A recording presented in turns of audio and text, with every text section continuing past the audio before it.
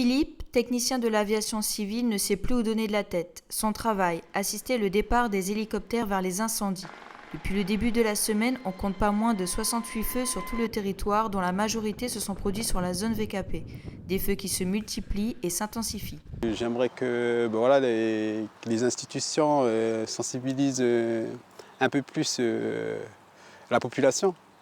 Parce que ces derniers temps, il y a beaucoup de départs. Et généralement, c'est provoqué par des erreurs humaines, soit domestiques ou autres. Il y a des personnes qui jettent leurs cigarettes à travers leur voiture et donc ça crée des départs de feu. Dans la majorité des cas, c'est l'homme qui est à l'origine des incendies. D'après les gendarmes, il est difficile de déterminer s'il s'agit d'un accident ou d'un acte criminel.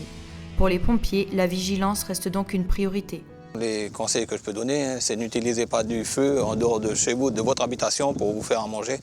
Évitez tout ce qui est écobuage, barbecue à l'extérieur. C'est tout de suite un risque pour la végétation calédonienne. Il faut qu'il y ait un minimum de prévention qui soit faite au sein de la population. Et notamment, il faut que les gens y prennent conscience. En plus, on est sur des périodes avec des forts vents. Des rafales de 35 à 40 nœuds sont encore à prévoir dans les prochains jours.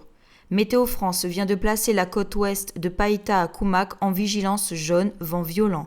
De son côté, le gouvernement a classé cette dernière en risque extrême de feux de forêt. Face à cette situation, sur l'ensemble du territoire, 180 professionnels et 400 pompiers volontaires sont en alerte permanente pour intervenir, soutenus par 5 hélicoptères bombardiers d'eau. Les moyens aériens sont très utiles pour les sapeurs-pompiers au sol, pour traiter ces genres de sinistres. En plus, on sait très bien que la végétation est très sèche parce qu'il n'y a pas plu depuis pas mal de temps. Il y a des risques très importants. C'est aux gens de se responsabiliser. Comme tout être humain doit être responsable de ce qu'il fait. Le phénomène El Niño prévoit une très grande sécheresse.